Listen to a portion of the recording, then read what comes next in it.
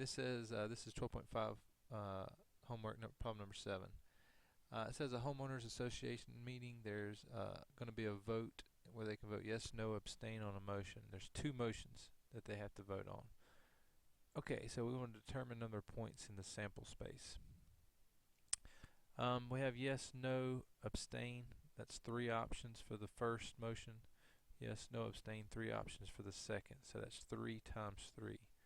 So that's 3 for the first times 3 for the second, 3 times 3, so that's 9 total possible outcomes here. Alright, determine the probability of a member votes yes on none of the motions. So for them to vote yes on none of the motions means that they would vote no or abstain on the first, or they would vote no or abstain on the second. So for them to vote yes on none of them, that means there's a 2 out of 3 chance that they don't vote yes on the first one, times there's a 2 out of 3 chance that they don't vote yes on the second one. Alright, so that ends up being 2 times 2 is 4 up top, 3 times 3 is 9 on the bottom, so a 4 out of 9 chance that they don't vote yes on either of those motions.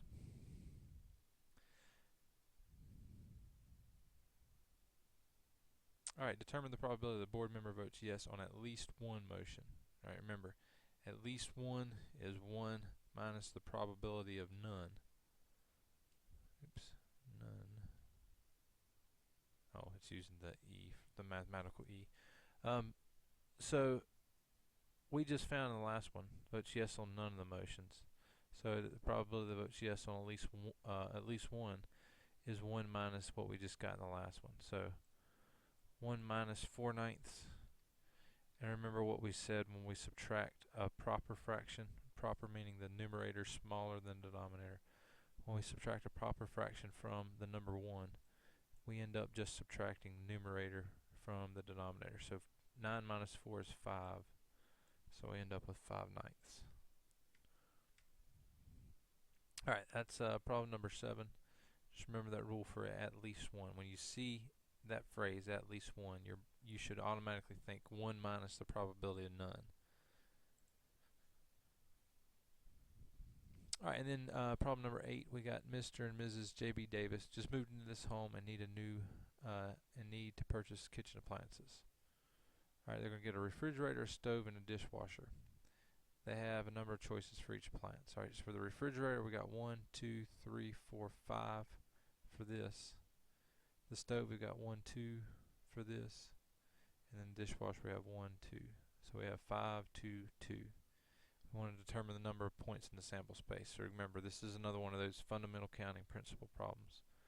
5 times 2 times 2 is 20. Alright, and then it wants to know construct a tree diagram. So we could make a tree diagram, but it's asking there are blank branches for the refrigerators. Well, 5, because that's what it tells us up here. 1, 2, 3, 4, 5. Alright, there are, from each branch from the refrigerator, there's 2 for the stoves. So 1, 2, and then from those 2, there's 2 here. Alright, so actually not having to draw it, but if you needed to draw it, just remember your first dot's going to have 5 coming out for the refrigerators. There's all your brand names that you'd come from that first dot. And then from each of these, we're going to have from GE, we'll go to this GE and this Frigidaire. From Maytag, GE Frigidaire. Kenmore, GE Frigidaire. So on and so on and so on. So there's what we have for the second part. Alright, then we want to find the probability they select GE for all 3 appliances. Alright, so there's 20 possible outcomes. Only one of these outcomes is GE, GE, and GE. So that's just 1 out of 20. Alright, and then they want to find the probability they select no GE appliances. Okay, so for the refrigerator, we're going to start off with it. They can't select this, so the probability they do would be 1, 2, 3, 4 out of the 5. So there's 4 out of 5 for the refrigerator times there are only one choice out of the two for the stove, so that's 1 out of 2 for the stove, and then times, same thing for the dishwasher. Alright, one thing satisfies not GE, KitchenAid, and then there's 2 possibilities. Alright, so we got 4 over 5, 1 over 2, 1 over 2. And this is what we end up multiplying to get this. Now remember, they want us to simplify it. So I'm a big believer in simplifying before you multiply. Okay, notice down here on the bottom, we got a 2 and a 2. 2 times 2 is 4. And this 4 will cancel with the product of these two 2's. So we'll end up with a 1, 1, 1, and a 5, 1, 1. So that's just reduces all the way down to 1 out of 5.